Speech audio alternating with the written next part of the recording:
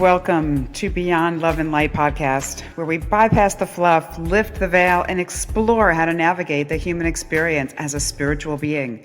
I am Laura Gavander, a transformation coach, psyche, and emotion code facilitator.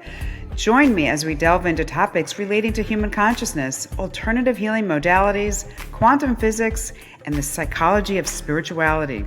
I bring you insights and information from amazing guests and my own experience and observations. Please remember to subscribe to get notifications. And if you'd like to know more about me and my work, please go to my website, www.lauragavander.com. So let's get on with the podcast. Hey everyone, Laura Gavanter returning with Beyond Love and Light podcast.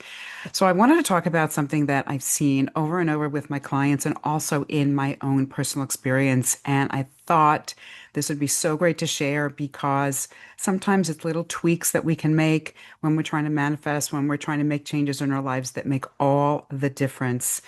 So what people tend to do when they're trying to make any sort of major change in their life is they pick a route. Okay. So in the law of attraction, manifesting world, that could mean taking physical, conscious actions like writing in a journal, doing your meditation, visualizing, creating vision boards. Those are all wonderful tools. And some people take that route and then they may have some success or things may take a while and they wonder why that doesn't happen. Then there's the other route, which is the act as if and embody. And I'm going to wake up and I'm going to go through my day and I'm going to pretend that I've already have this thing. And they're walking around trying to already feel like that. And the thing is that it actually takes both. It takes both if you want to have any sort of lasting change and transformation in your life. And the reason is that your subconscious has been programmed for you to view the world and yourself a certain way. So you must work with the subconscious, which is why when you get into the embodiment of, okay, I am going to act this way before my life makes the change, you are rehearsing this. Your subconscious doesn't know the difference between something that's imagined or something that's real. So it's going to take this on as being truth for you now. Doing the other work, such as journaling, when you're scripting something that hasn't shown up, is also telling your subconscious this has already happened. Same thing with the vision board. You're imprinting the subconscious, but you also at the same time have to embody. You have to act that it's in your life before it shows up. So both these things are super important. The other thing also that's missing, a big part of this, is what and who you are identifying with. So, what we identify with is actually what we manifest and what shows up in our lives. So, you have to look at if you're making these big changes in your life, do you identify with the person who does these things, or are you still identifying with the old person who is stuck, who has limiting beliefs, who self sabotages, who experiences lack, who focuses on not enough, I'm not good enough? If that's still playing out, you're going to have a very difficult time getting to this new place, embodying who you want to be because your subconscious is going to be fighting you on this. So the important thing is to look at who did you in the past identify with and write that out. Be brutally honest with yourself. Nobody else has to see this but you. What or who did I identify with? And write it all out. Now, what you want to do is you want to write out with this new version of me, the next higher version of me, what do I need to identify with, or who would I need to identify with? And you can start this sentence with, I identify with someone who blank. And you can take it on with someone you know, you can take it somebody famous, whatever. But it's those characteristics that you would need to embody. So then you can release the old and take on the new. If you don't release the old behaviors, the old beliefs, the old thought patterns, guess what? You're just putting crap on top of what's underneath, and that's still there. You need to clear the old before you can do the vision boards, before you can visualize what you want to create next. It's a process. It's not difficult. It just takes focus and it takes dedication. So, another tip that I'm going to tell you, which is also super, super powerful, is to look at your patterns. And the way you can do this is you can take different areas of your life. So you can take your relationship with money, you can take your relationship with your business or your job, you can take it with relationships with your health, whatever. This I found personally to be one of the most enlightening and incredibly inspiring exercises that I've ever done. So the first thing is what has been my pattern in this area of my life? And you don't have to ask anybody else. You know the results. What has been my pattern with money? What has been my pattern with relationships? Write it all out. And don't just write out what the pattern is. Write out what was the feeling behind it. Then you want to write out, where do I believe these patterns came from or this behavior came from? Sometimes it's my upbringing, sometimes it's past, whatever it is. If you ask the question, you will come up with the answer. And there's no right and wrong. Then what you want to look at is, and now you have the pattern where you believe it comes from. How is that serving you? Or how did that serve you? What was it preventing me from having to do? Or what was it enabling me to do? So look at how it serves you. Then you want to look at, how would I need to be instead? Okay. And it's so incredibly eye-opening when you see patterns that don't serve you, when you can see where they came from, you can just say, okay, this is now what I would need to do. When you have this information, you will see how nothing is impossible in terms of creating transformation in your life, lasting transformation. So these parts put together, doing an exercise like this, doing the identity shifting exercise, embodying. So just how would you feel if this already happened?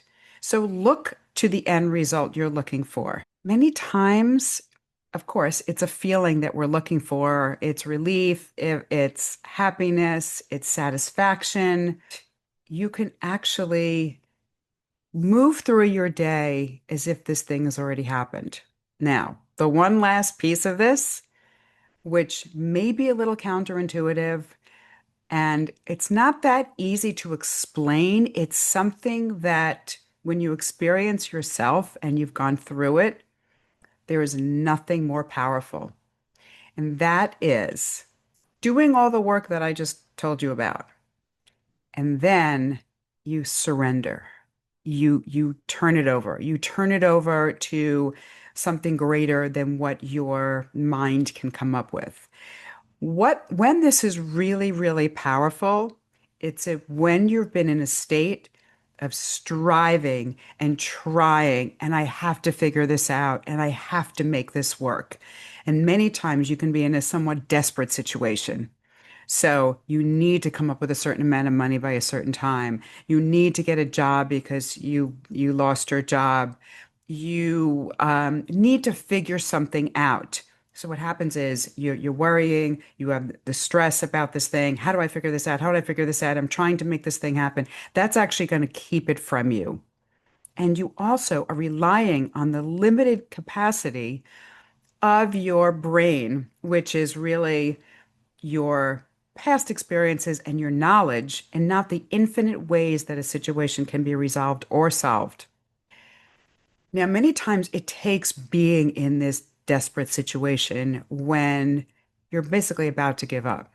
It can be sometimes pretty dire situations. Some people can be on the verge of homelessness or real financial struggle or in a relationship, whatever the reason is.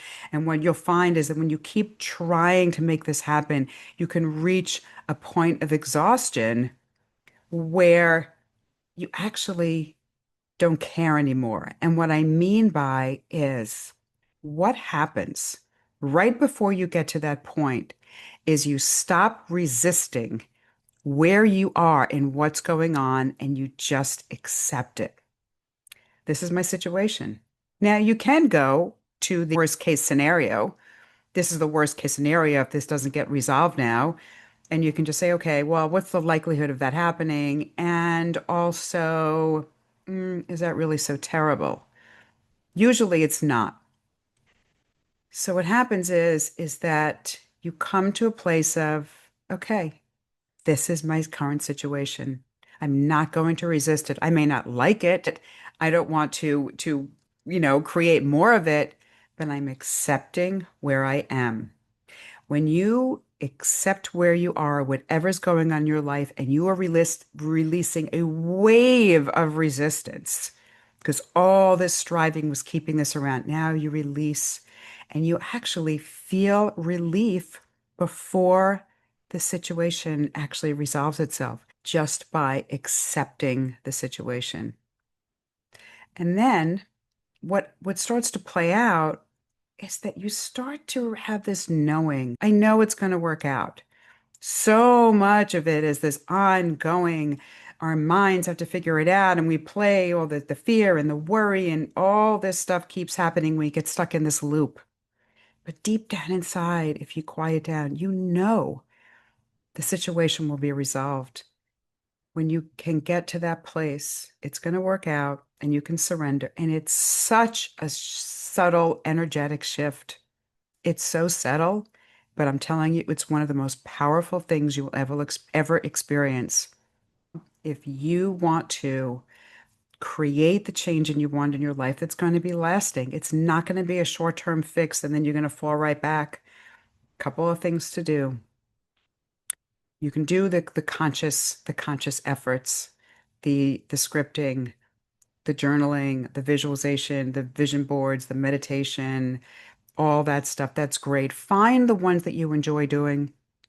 Find the ones that you're not going to make yourself have to do. This is all about, wow, I really enjoy scripting, or I really enjoy the creativity of making a vision board. That's great.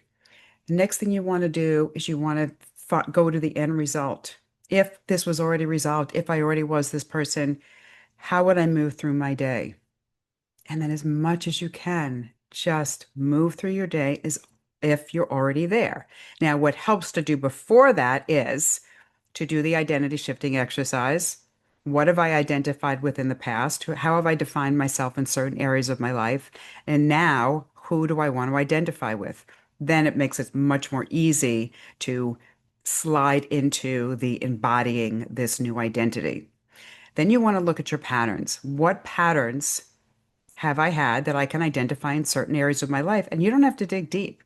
They're very obvious. You have certain relationship patterns. If relationships are your thing that aren't working out for you, or financial struggles, look at your patterns and then look at how would that need to shift.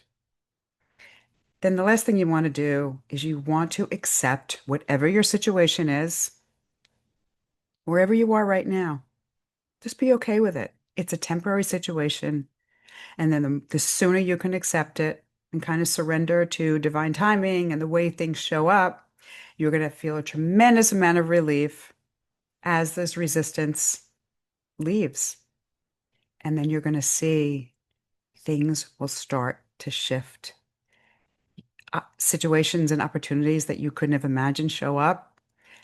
And you're going to start to see, just once you start to see the little bit of a switch, a little bit of things starting to move in the right direction, that's when you have your confirmation that things will work. And it's also really, really helpful to keep track of all the little things that you notice as things show up, because you know what, we like to have reinforcement that things are working. So jot it down. And then you're seeing, wow, things are shifting. I hope this was helpful. If you have any questions, reach out to me or put a comment below. But I'm telling you, not only have I worked with hundreds and hundreds of clients, but this actually mostly comes from my own experience and what I've noticed, what creates the biggest shift in my life. So try it. Let me know what you think.